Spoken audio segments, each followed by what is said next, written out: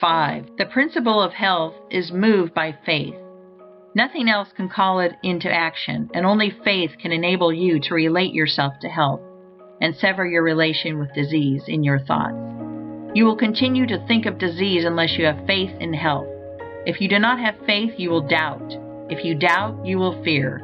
And if you fear, you will relate yourself in mind to that which you fear. If you fear disease, you will think of yourself in connection with disease, and that will produce within yourself the form and motions of disease. Just as original substance creates from itself the forms of its thoughts, so your mind-body, which is original substance, takes the form and motion of whatever you think about. If you fear disease, dread disease, have doubts about your safety from disease, or if you even contemplate disease, you will connect yourself with it and create its forms and motions within you. Let me enlarge somewhat upon this point. The potency or creative power of a thought is given to it by the faith that is in it. Thoughts which contain no faith create no forms.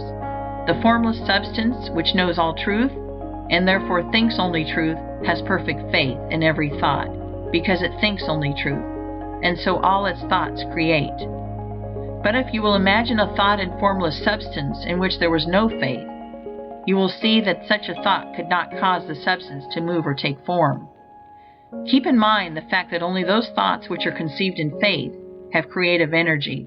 Only those thoughts which have faith with them are able to change function or to quicken the principle of health into activity.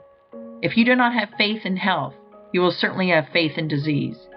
If you do not have faith in health, it will do you no good to think about health, for your thoughts will have no potency and will cause no change for the better in your conditions. If you do not have faith in health, I repeat, you will have faith in disease.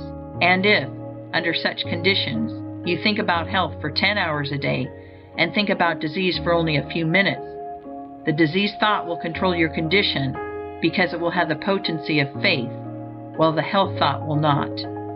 Your mind-body will take on the form and motions of disease and retain them, because your health thought will not have sufficient dynamic force to change form or motion.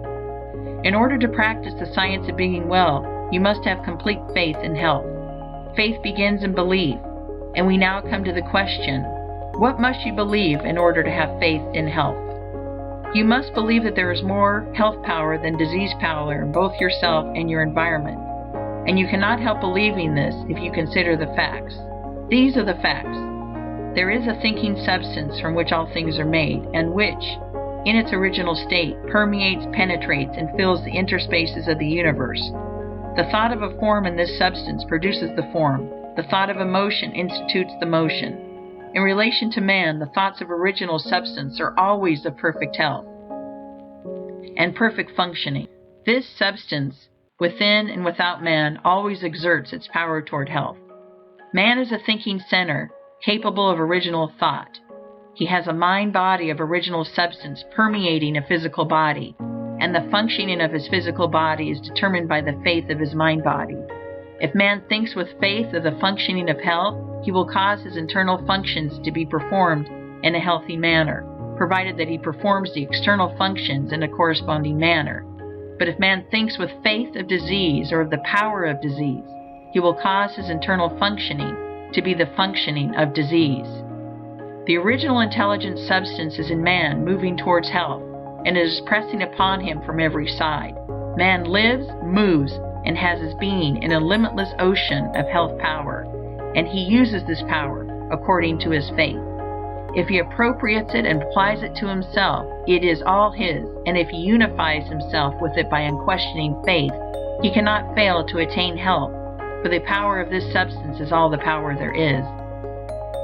A belief in the above statements is a foundation for faith in health. If you believe them, you believe that health, the natural state of man, and that man lives in the midst of universal health, that all the power of nature makes for health, and that health is possible to all and can surely be attained by all. You will believe that the power of health in the universe is 10,000 times greater than that of disease. In fact, that disease has no power whatever, being only the result of perverted thought and faith. And if you believe that health is possible to you, and that it may surely be attained by you, and that you know exactly what to do in order to attain it, you will have faith in health. You will have this faith and knowledge if you read this book through with care and determine to believe in and practice its teachings. It is not merely the possession of faith, but the personal application of faith which works healing.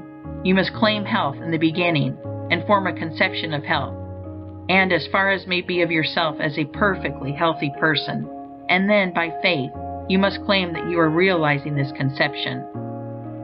Do not assert with faith that you are going to get well. Assert with faith that you are well. Having faith in health and applying it to yourself means having faith that you are healthy, and the first step in this is to claim that it is the truth. Mentally take the attitude of being well.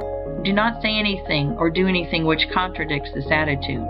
Never speak a word or assume a physical attitude which does not harmonize with this claim. I am perfectly well. When you walk, go with a brisk step and with your chest thrown out and your head held up.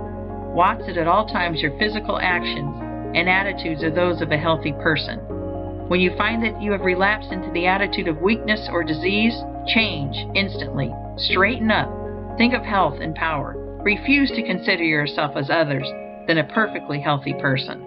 One greatest aid, perhaps the greatest aid, in applying your faith you will find in the exercise of gratitude. Whenever you think of yourself or of your advancing condition, give thanks to the great intelligent substance for the perfect health you are enjoying.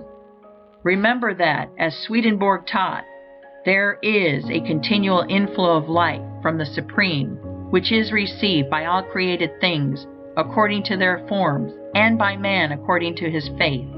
Health from God is continually being urged upon you, and when you think of this, lift up your mind reverently to Him, and give thanks that you have been led to the truth and into perfect health of mind and body.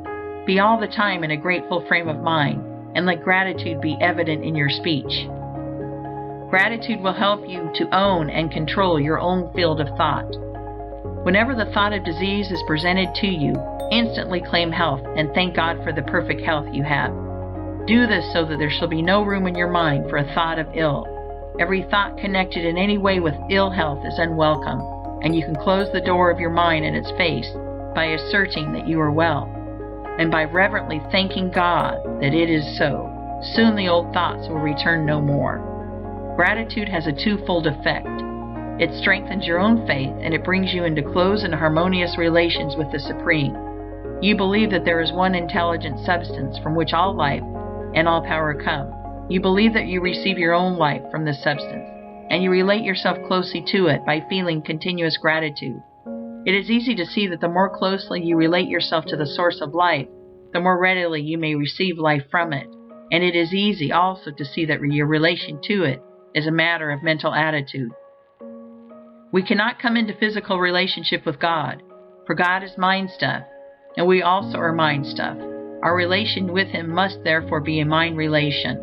It is plain then that the man who feels deep and heartily gratitude will live in closer touch with God than the man who never looks up to Him in thankfulness.